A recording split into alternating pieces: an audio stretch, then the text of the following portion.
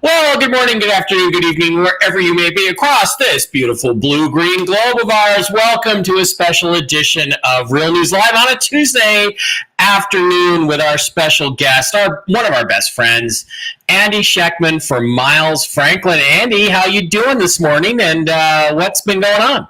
Hey, man, good to see you. Man, it just seems that everything is going on. Life is going on, Mike. It seems the world is spinning at a much faster clip these days. Yeah, no, we've all sort of felt that quickening, in life and everything. And they say time goes by faster as you get older. I think I agree with that, even though, of course, I'm still only in my 30s. Dad has a great analogy. He says life's like a roll of toilet paper. You don't notice it spinning when you're young. As you get older, it just seems to spin faster and faster and faster. You start to notice the cardboard. And I think that's kind of, I'm 54. When I was younger, maybe I just wasn't as tuned into the world. I started this company in 1989 before the internet. And so maybe information didn't travel as fast, arguably, but it just seemed that there would be one really newsworthy event every once in a while, right? Mm-hmm. And now there's like 500 things to talk about every single day. This quickening, as you call it, a great term, great word. But very apropos, whether we're talking politically, geopolitically, socially, Mother Nature, economically, take your pick. There's just a million things happening. And as we start, I live in Delray Beach, Florida. I'm south on the East Coast, probably the best place you could be, in Florida right now. I want to say a prayer to all the people on the West Coast near Tampa and St. Petersburg and Sarasota, not to mention all the people that have already been affected by the previous hurricane in North Carolina. My heart goes out to them, and saying a big prayer for all of my fellow Floridians. What is coming, dude, seems to be out of this world. And so I just wanted to throw that out there and say a big prayer for everyone. That stays out of harm's way. Yeah, and that's also why I'm wearing this. This is I got this at Spruce Pine, North Carolina. And guys, I'm going to try to adjust my gain a little bit on the mic. I guess my mic is hot. It's the same settings as yesterday, but yeah, they got wiped out, pretty close to wiped out in the hurricane. A couple last week. And anyway. So I wanted to say hi and to those folks there. And, I don't think there's going to be another Spruce Pine Alien Fest for a long time, if ever, because it kind of looks like most of the town was underwater. And, it's interesting because, I was looking at a picture somebody sent to me. There's a lower area and then there's a higher street where they had most of the festival, and we did some things on the lower area, and that was all flooded up to the first floor basically. But then I remembered there's even lower areas of the town that would be 20, 30 feet underwater looking at that picture. So it's extraordinary, the damage that's been done. And of course, the lack of response and in fact, the active hostility of the FEMA authorities.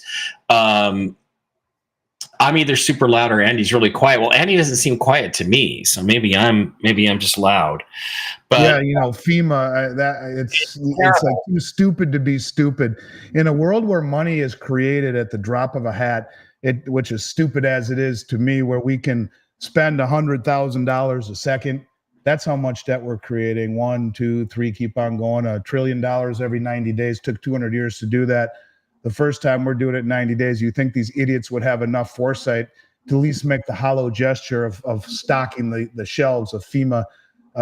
What's going on is deplorable. And Don't get me started how we've wasted all this money on housing illegal immigrants and letting people suffer like this. And Mayorkas, this guy that is treasonous, in my opinion, saying that FEMA is running out of money, don't have enough money for the next hurricane. Well, guess what? The next hurricane is here. These are very, very strange times, brother. I mean, if this isn't an episode of the Y-Files, I don't know what is. Exactly. And there's Hecklefish over my shoulder. Well, the thing is, too, what you said earlier is I think that I think that it's like events happen now that 20, 30, 40, 50 years ago in the 70s, 80s, 90s would have been so extraordinary. They would have been off the scale. And now they happen every day and nobody bats an eye because there's just so many weird things happening on, in the world and on the planet. And I mean, yes. From NASA sending a girl astronaut up with a spacesuit that doesn't fit. Does anybody really believe that? Does this spacesuit make me look fat? I mean, you got that kind of nonsense. The small things that just would have been unthinkable. Would have been unthinkable 30 years ago, 40 years ago. Just as, and all of the corruption of our governments and our agencies and everybody, just to a level that would have been disqualifying, if not, I mean, everybody would have agreed this person has to be removed if they behave like this 20, 30 years ago. And now it's like, well, it doesn't matter as long as we have power. And it just makes me very clear that we have to make sure these people never get any power again, and we have to take away all the power of these agents. I would say, to your point, the current administration has done more to harm this country than any external foe could have ever have done. Right. And, we had Bush, we had Clinton and Bush and Obama before that, who also lowered the standards in every way thinkable, and really, set this whole process up to have the unthinkable become normalized. And I mean, 315,000 missing children in the last 4 years that Harris and Biden can't account for. Well, where are those children? Well, we know where they are, and it's terrible to contemplate, and nothing is done about it. And we have these military leaders that we all depend on and hope are there and hope are going to do something, and they just don't do a fucking thing. So, when are these people going to get arrested and executed and get treated the way they need to be treated? I don't know, Andy, but it's almost as big a mess as the financial markets, which I would say we're in big trouble if we don't see a change. And the financial markets aren't going to change no matter who's elected, because both politicians are both singing the same song of the Federal Reserve, and that is of lower interest rates and a weak dollar. That is not what we need.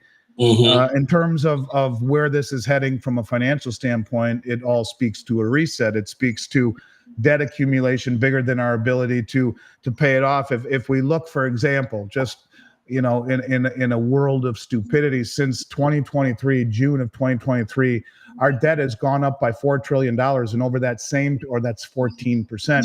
And over that same period of time, our GDP is up $1.5 trillion, or 6%. In other words, our debt is increasing at 3 times the pace of our GDP. That doesn't work. And we've added $480 billion to the debt in the last 3 days alone. That doesn't work. And so, it's almost too stupid to be stupid. No question about it. There has to be a change. We really do need one. Yeah, you even reach, Kamala Harris talking about, I'm going to make billionaires pay their fair share. Well, we all know if you taxed every bit of income in this country over $1 million, you could run the government for about 20 days. It doesn't. There's not enough billionaires out there to make a difference. Not only that, government keeps on growing. And I want to talk about that point too. First, I'll mention what John Paulson said, the billionaire hedge fund investor. He said if Kamala wins, he's selling $9 billion in assets like that and going to gold and cash, because she wants to raise the corporate income tax rate. She wants to go from 20% to 44% on capital gains. And then, let's get the rich. And people say, yeah, well, who cares if he's a billionaire? And we'll impose a 25% unrealized gain, which is really un-American, right? Unrealized gain. If no one cares about the billionaire, what happens when the billionaire yanks every asset he owns, from cryptocurrency to common stock to the bond market? They all implode like that, because you're yanking all that energy out of the market, and he's just one. It's so stupid. It's too stupid to be stupid. But I want to just bring up one thing about the government, which you mentioned, and I'll just say it keeps getting bigger and bigger and bigger. You know, after last year, we were told that every month that the employment numbers were looking so great, and look at what a great job I'm doing, said Biden, and our job growth has never been stronger. And he keeps saying the same naive bullshit. Well, I will, look at the jobs. Well, yeah, your job numbers will look good when you are starting from a negative number because everyone was locked down and jobs were suspended or canceled. So yes, when the economy reopens, you're gonna look good, you idiot. But those aren't new jobs being created. Those are old jobs. But not only that, they revised 1 million jobs, 818,000 at the end of the year and over 200,000 during the course of the year. Sorry, we were wrong. They quietly revised them. But this one really pisses me off. So the September job report comes out. Media makes a huge deal about it. They say, what do they say? In September, the U.S. unexpectedly added a whopping 254,000 jobs, the biggest monthly increase since March, higher than average monthly gain of 203 over the past 12 months, which were all revised.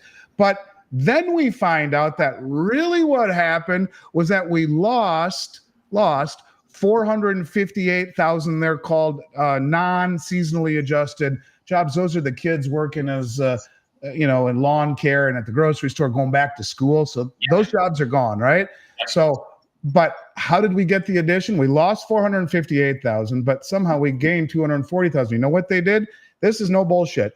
In September, the number of government workers, as tracked by the Household Survey, soared by 785,000 jobs, the biggest monthly surge in government workers on record. And who the hell's paying for all of this? Because the government doesn't have any money. The government has no profit motive. If you have a business, you have a profit motive, you're efficient. You don't give a fuck who's paying. We're paying for these jobs. 785,000 jobs to make the employment numbers look good heading into this election, and it's all fugazi. Yeah, nobody's going to buy it though, because everybody knows the economy sucks and everybody can feel it. And when the economy's going good, you don't need to tell people because they already know.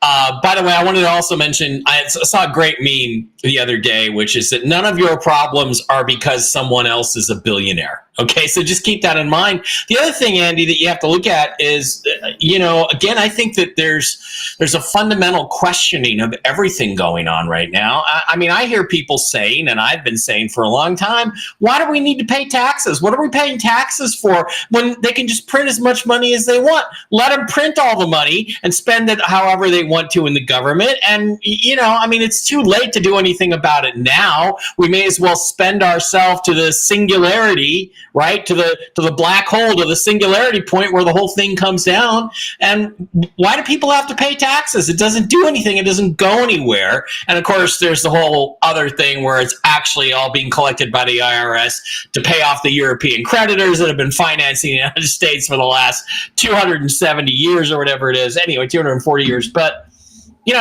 why are Americans paying taxes at all? And I think that's why Trump can say things like no tax on tips, which was a Democrat idea, no tax on overtime, let's get rid of the income tax. I mean, he's saying revolutionary things, and we may as well implement them because we can just print whatever money we need to pay off whatever debts we have, right? Well, that is the whole concept of modern monetary theory, and the two lead economists for the United States government, Jared Bernstein, number one, Lael Brainerd, number two, are both modern monetary theorists. Jared Bernstein has a degree in music and a master's degree in social work, and he is the lead economic advisor to the U.S. government, who specializes in inclusionary economics, whatever the fuck that is. And Lael Brainerd developed the CBDC with MIT when she was at the Fed. She's a modern monetary theorist also. And to your point, it's all about the ability to create and print money. That doesn't work when you intend to be the world reserve currency, because at some point you have to have a value proposition in holding our currency and our treasuries. If you reset the system and you implement a more nationalistic approach where you bring troops home, close the 300-400 military bases, protect our borders, stop meddling in everyone else's affairs, and money and manufacturing and production is here, sure. go that route, go for it. But the way that it is right now, there is no one in the world that will take our dollar when we can just print, and actually admit to it rather than trying to hide it the way we do. Yeah, and it's really interesting because especially at the Butler rally on Saturday, where Trump went back to where he was shot, and I mean it's extraordinary to me. I'm looking at this chyron below Trump's speech on Newsmax, and it says, Trump returns to the site of the first assassination attempt, and I'm like, do you realize how insane that is to actually put that? The fact that even exists as a headline, chyron below this speech, is so fucking insane. I can't even wrap my head around it. Oh, yeah, not only was there an attempted assassination, it was the first assassination attempt. And it's like, well, that's just the news now. Everybody knows they're going to try to kill Trump. But the point I was going to make is in that speech, again, just when we're talking about how abnormal things are, but in that speech, Trump talked about the dollar will continue to be the reserve currency. That's a big emphasis of his. And I'm like, how are you going to do that under the current system? Because I don't see any way out of this mess that we're in now in terms of the value of the dollar itself. It has to collapse and be replaced by, I don't know, Andy, a gold-backed or silver-backed, or both currency, doesn't it? Is there any way around that? Yeah, no, first of all, his policies won't work. He's doing the same thing. He wants to impose sanctions on countries that want to move away. The sanctions and the irresponsible monetary policy that is no different than what he's talking about is what got us in this place to begin with. When you look at the BRICS, as an example, the former president of Brazil, Dilma Rousseff, who is now the head of the BRICS New Development Bank, about a month and a half ago came out after a meeting in St.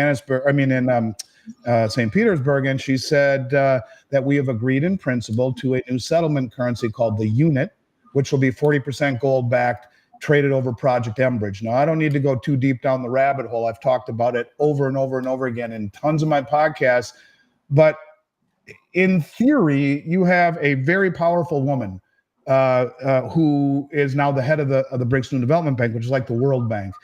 She was the former president of Brazil. The meeting that she had on the sidelines was with a man named Sergei Glaziev.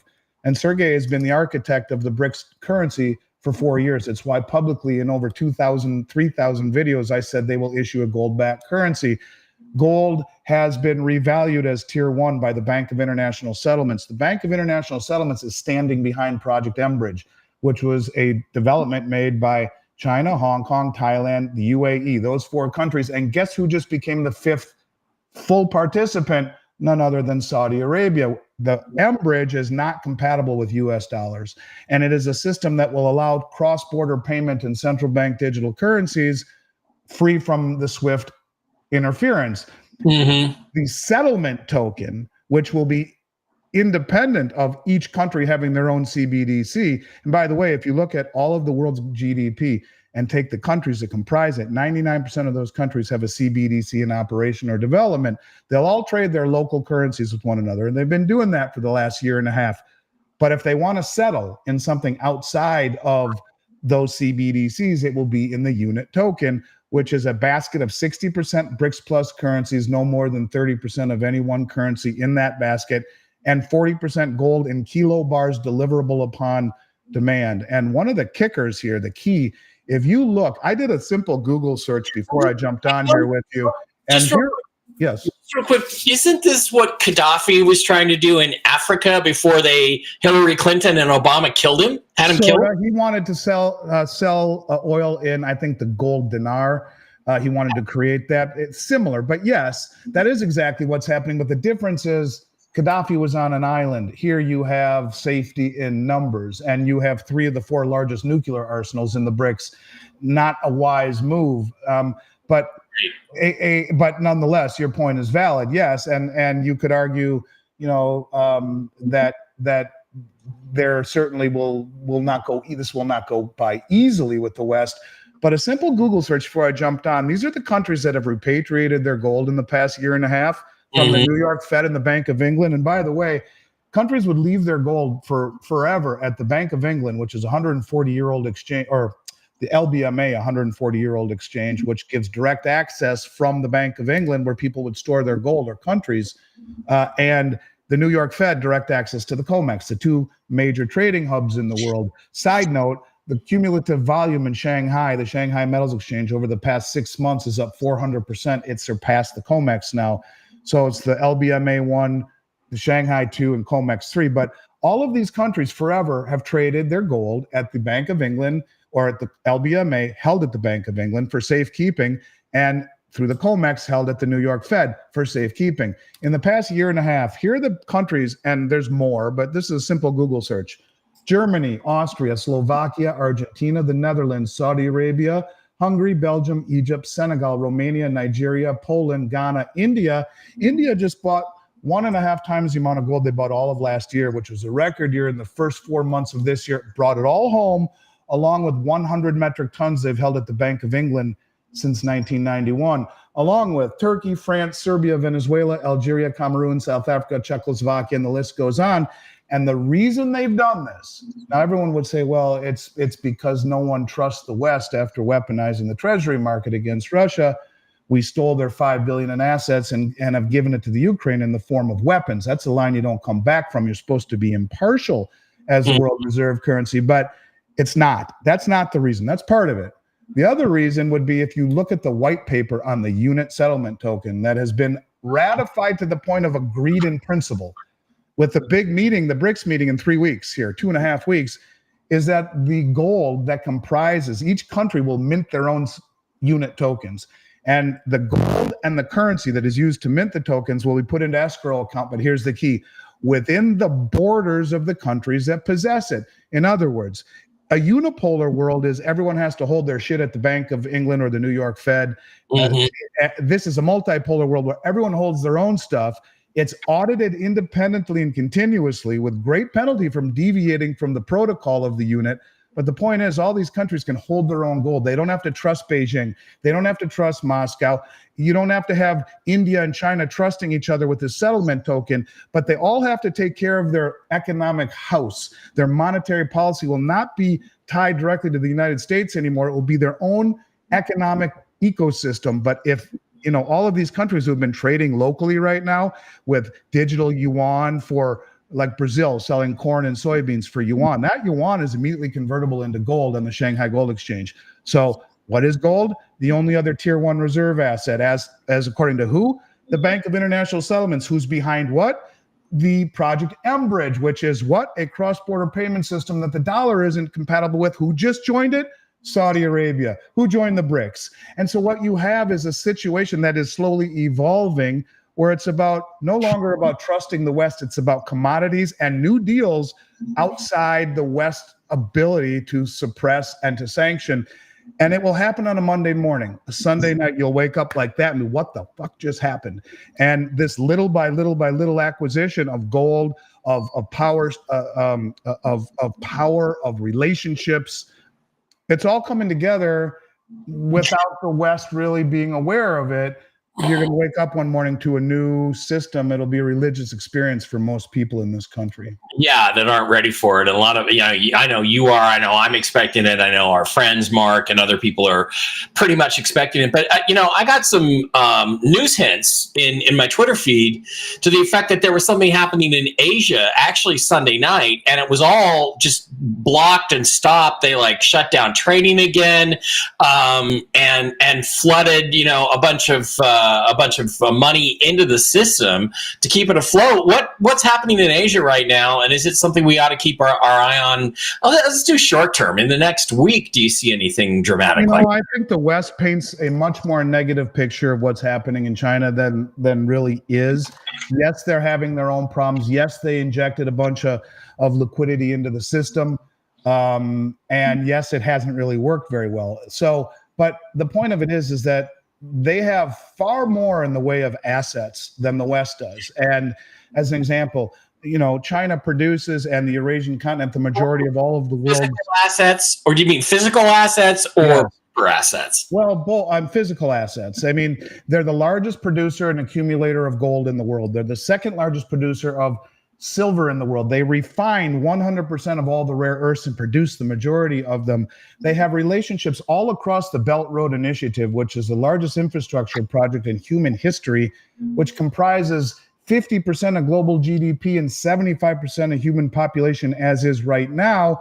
And most of the countries that are tied to the Belt Road are massively resource rich, but underdeveloped. And so they come in and they build roads and bridges and maritime channels and train tracks, and the ability to extract these resources in gold and silver mines and oil refineries and rigs and you name it, copper mines, rare earth mines. They build them, they modernize the infrastructure, they bring it to market, and they get a piece of it.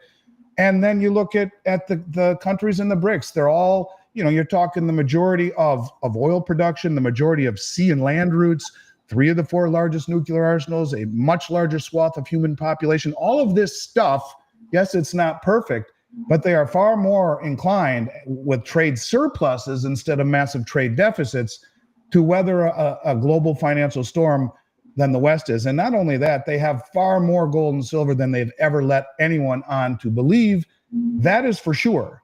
And so I think, yes, the West is inclined to paint a negative picture on what's happening there, but I don't think it is anywhere near as bad as they think.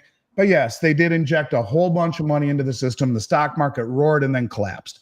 Yeah. So they're going to have their own problems to deal with, but nowhere near in terms of the problems of the country like ours, who is nearly $250 trillion in debt.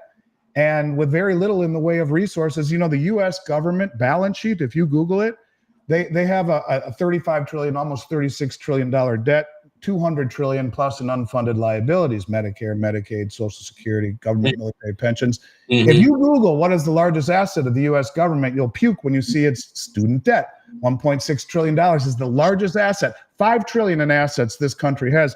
This government has, not the country, but the U.S. government. Right. We're at 123% debt to GDP, and there's never been a country in human history that's crossed 130 that hasn't defaulted or hyperinflated. So we're a lot worse off than they are, but they're not perfect, I guess is the way that I would describe it.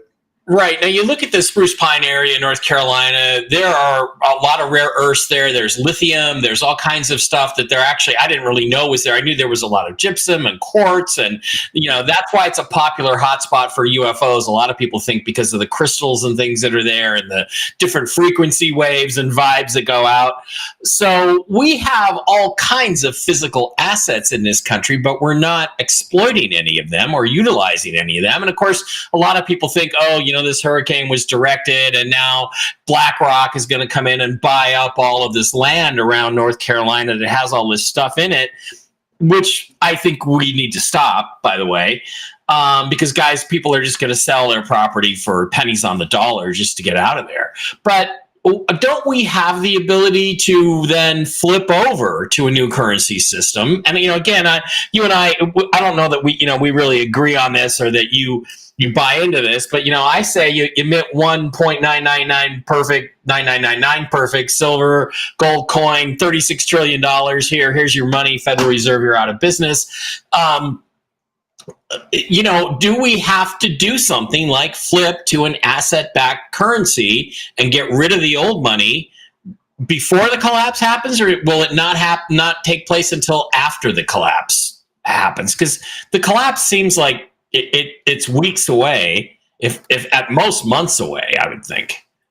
Well, that's a good point. I don't know if it will be the solution or the cure. To your point, I think indeed we will move to look, the head of the IMF, Kristalina Georgieva, talks about a central bank digital currency not pegged to something is fiat. They wrote a report last year saying it was entitled Gold, an international reserve currency, a barbarous relic. That's even more worthless than paper money. Right. Well, it has to be.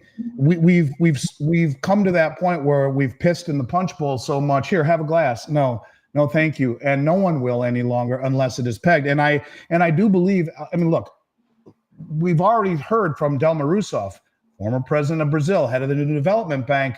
that they've agreed in principle to a gold-backed currency. The BIS, which is the most powerful bank in the world, reclassified gold in 2019 as the world's only other tier 1 reserve asset. A bank that powerful doesn't do things for shits and giggles. And all the central banks repatriating their gold and buying it since 2017 at a level the world has never seen before, year over year over year over year over year, tells you the biggest money in the world knows the playbook. They know where we're going. And it's the only reason that the rest of the world hasn't really freaked out about the suppression of the paper markets is because they're the ones accumulating it all. So yes, there will come a moment where we have to switch to an asset-backed system, and it will be a marriage of blockchain technology and gold, in my opinion, just like the new unit, in order to give immutability and veracity. Now, the question to your point, how do you do that? And I've talked about this for a long time. You know, my mentor would say you can inflate, which we've done, or you can default. You get to a point where there is no middle ground. You either hyperinflate or you default. Well, option 3, and there's option 4 too, that's kind of reared its head lately that I would like to mention. But option 3, I've talked about for 3.5 years publicly in 3,000, 4,000 videos, and that is find a villain.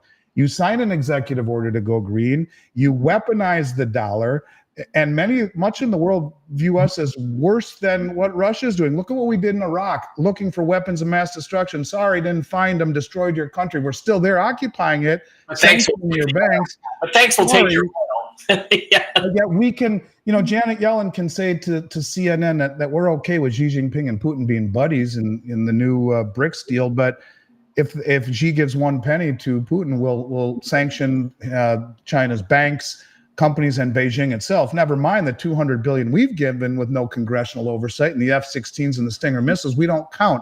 So the world doesn't like that at all about us. So we weaponize the dollar. We're creating 100,000 in debt per second, a trillion every 90 days. A trillion seconds ago was 31,688 years ago, and then we let our country go upside down with immigration, with lawlessness in the cities, questioning of the validity of the electoral process and the judicial system, and the whole world saying, what the fuck's happened there? That's not lost on everyone else.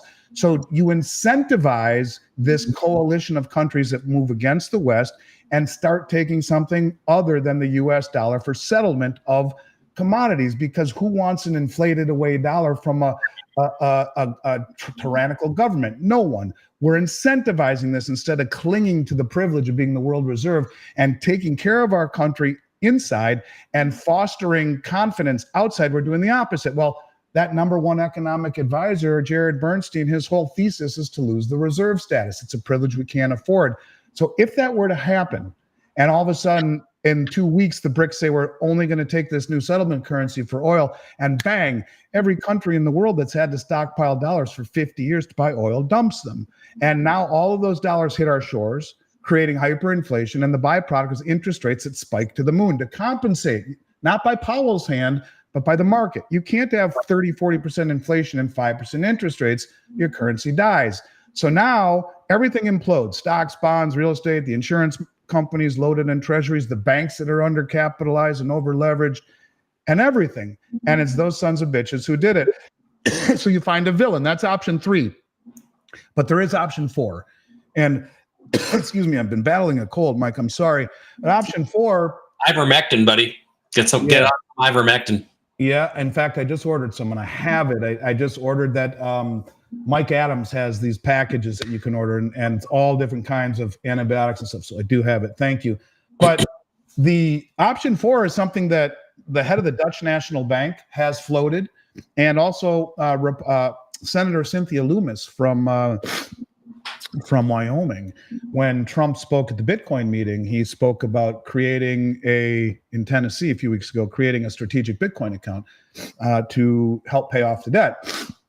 Cynthia Loomis got up there right after, and she said, I have just created a bill to revalue the gold held by the Federal Reserve on behalf of the Treasury, to revalue the gold to use its proceeds to partially buy the Bitcoin. Well, gold is held in every central bank balance sheet on something called the gold revaluation account.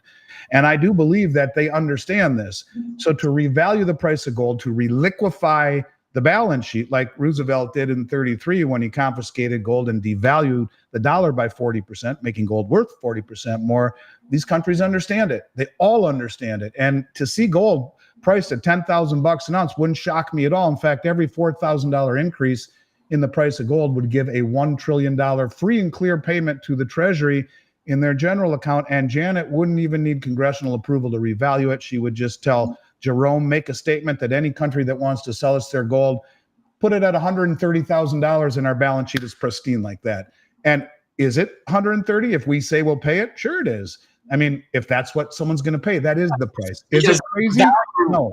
The value of any money is simply an agreement between two or more parties as to what the value is. That's all it is. Well, now you have option 4, and what that would do is create massive inflation, but it would offset our debts and our liabilities and maybe give us credibility.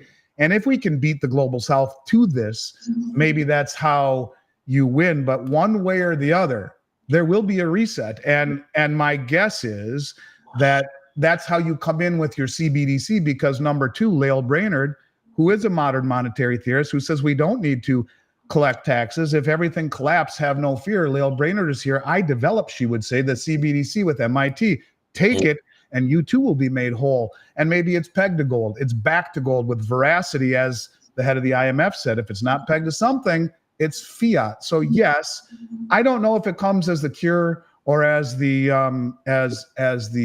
treatment, but one way or the other, I do believe in my heart that gold will go to levels that no one thinks possible. Yeah. And it will do so because it has to be tied to a system, because the current one has squandered all of the trust that is there. That's a fascinating scenario. You brought it up last time you were on, and I think it's a possible alternate scenario to the one that I'm the most interested in. But let me ask you this. There have been rumors forever that the Grand Canyon is all closed off because they found incredibly huge gold deposits in there, among Egyptian artifacts and other things that would change our currently accepted line of history, right? But that there is massive amounts of gold in those areas within the boundaries of the United States that has been kept secret for a long time. Now, if they were to do this gold revaluation, and then we suddenly were to say, oh, and by the way, we have 80 billion trillion tons of gold in the Grand Canyon states, and we've just been sitting on it for 150 years, then what would that do to the United States value of our currency and the value of gold in general? I mean, how would that work in your scenario if that was the next shoe to drop? That, by the way, we have way more gold than anybody ever thought. I think China fits that bill. China's numbers have stood at forever with 1,200 metric tons, and they revalued them for 18 months in a row recently. But they produce 300 to 500 tons a year, and they probably have, by Alistair McLeod's estimate, over 40,000 metric tons, which would be 5 times what we have. We haven't audited Fort Knox since 1953. It doesn't do anyone any good especially if we're going to revalue it, to tell anyone how much gold we have until that moment. And then here's the transparency tied to blockchain. Now, Bix Weir is a good buddy of mine, and I love Bix, and his theory on this is relatively compelling, as much as I hate to admit it, because if you go to his website, roadtoruta.com, and research it, you'll see that there was countless newspaper articles about this back then. And, there was a rush to go there and accumulate gold, and it all got shut down and blocked off. And so it's compelling. I can't say it's true, but I will tell you, Bix 100% believes it is. And if you look at the newspaper articles from back then, it's quite compelling. He has them on his website. I would ask everyone to check it out. But, the bottom line is I don't think in that scenario it changes much of anything at all. In fact, I don't think any country has really been forthright. You look at China and their gold accumulation, or look at Saudi Arabia. They bought 160 metric tons last month and didn't report it to the IMF as they're supposed to, because it was purchased through their central bank, but the Swiss import-export numbers flagged it. You look at the gold, same thing with China. They said we haven't been buying for a few months. The London import-export numbers flagged it. But if the PLA, the People's Liberation Army, buys it, they don't have to report it to the IMF. If the gold that they import through like a proxy bank buys it through a Swiss refiner or through a South African refiner. They don't have to report it to the IMF, nor does the gold or silver if it's under 995 pure. That doesn't need to be reported. And now I did interviews recently with two mining share executives. The last was Sean Kun from Dolly Varden. He said, yeah, Andy, Chinese are flying all over Latin America buying silver concentrate and doré bars and paying twice what the West will pay, sending them home to China and refining it. That's not reported. Doré bars are bars that are crudely refined by the miners and then sent to the refiners for full refining. China's saying, screw it, we'll buy them twice what the West will pay and we'll refine it ourselves. This is done very opaque. So everyone who is accumulating gold and silver before a revaluation, it would not do anyone any justice to tell them how much you have, because it then cuts off their nose to spite their face, and everyone would rush to crowd them out of the trade. So keep it quiet and use the suppression of the Western paper markets against us. If you see the massive deliveries coming off the London Metals Exchange and of the COMEX using the suppression, it's exactly what they're wanting to do, because for the first time, these countries are motivated, sophisticated, coordinated, and wealthy. So they're standing for delivery. Just an example on silver. In London, they will tell you they trade 290 million ounces of silver per day. They have 800 million ounces in the LBMA, and of which 500 million belong to the ETF. So there's only 300 million that is freely traded. They tell you they trade 292 million ounces a day, but they said, by the way, those numbers are 10 times understated because we only post the final settlement numbers, which would mean they're trading, in theory, 2.9 billion ounces of silver per day. That's 3.5 times annual global mine supply. 95% of those contracts are paper that are traded by the big bullion banks, the Goldman and Citi and JP and Standard Charter and HSBC. They are creating an illusion of stepping on gold and silver, not for any particular reason other than that they are the canary in the monetary mine shaft. And the bottom line is the rest of the world gets it now. And instead of fighting us with military weapons, they are beating us by draining the world's exchanges. Last month alone, in the month of August, 8.1% of all the metal held in London was delivered. Who's got that bread? Where's it going? It's going eastward. It ain't never coming back. And they're using it against us like jiu-jitsu, where you use your opponent's leverage against them. Now these countries are finding safety in numbers, and they're coordinated and wealthy enough and motivated enough to do just that. So this will all pop probably on a Monday morning, and then the price just goes. On a Monday morning. I guess that's what we'll watch for on a Monday morning. Yeah, Bix, I believe he has a blind spot about the currency reset, but he's a very smart guy. I think those Road to Ruta, they're like a comic book almost, or a kid's coloring book, tells you this whole story. And I think his interpretation is generally correct, but that doesn't mean that's necessarily what the plan is. No, it doesn't. They have a plan, and it might have been the plan 30 years ago, but it's no longer the plan today. I mean, I remember something called the Reagan-Mitterrand protocols, which the reset that Mark Z and I talk about grew out of that, but it wasn't the original plan. So I think things evolve because everybody knew the day was coming. Everybody knew this day that's almost upon us when the fiat system collapses was inevitable, because it always happens this way. But I look at other things though, and I say to myself, guys, you got to wake up. I mean, there's film, there's video in Zimbabwe, apparently Zimbabwe, of a mountain that's basically made of gold. Who knows how many metric tons of gold that is? And you see kids digging it up, and right under the dirt, it's just all gold. And if that's true, then that. You hear these crazy stories about Zimbabwe's bonds and dollars, their old currency being worth incredible amounts of money. And when you look at it in that context, they do appear to have the natural resources. How do you get in a new system? How do you get to the point where the people that actually have the resources are living on the land get the benefit of having that? I mean, because in your idea or Bix's idea of the reset, I don't see where the benefit to humanity really comes from. The benefit to humanity would come from sound money. And, that in a world of centralization, that's the whole premise of cryptocurrencies, decentralization. There may never be a real benefit to Joe and Jane six-pack to humanity, but it's better than having money that the way that it is now there's something, for example, called the Cantillon effect, which is basically says when money is created through inflation, and inflation is an increase in the money supply. So when inflation happens or an increase in the money supply happens, the wealthiest have a disproportionate advantage to the underprivileged because they can get access to it and buy assets. A hedge fund can borrow money at next to nothing and jack up the price of all of the assets they buy and enrich themselves and become very wealthy as their assets are inflated. Yeah. But as the money trickles down into the system, by the time it hits the average person, you have massive inflation, which creates this chasm, if you will, between the rich and the poor, a greater divide. But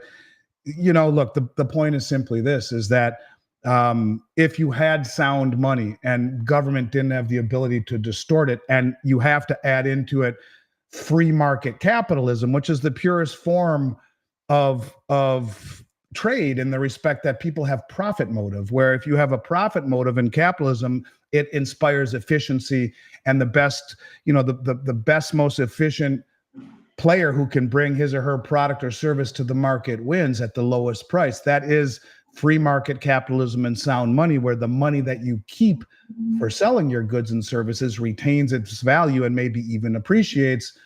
The way that the system is right now, money creation is running at 7% per year, which if you take 7% and divide it into 72, and that 7% is probably well understated, but that's the law of 70 seconds. It tells you how long before your principal doubles, or in this case, your currency is cut in half.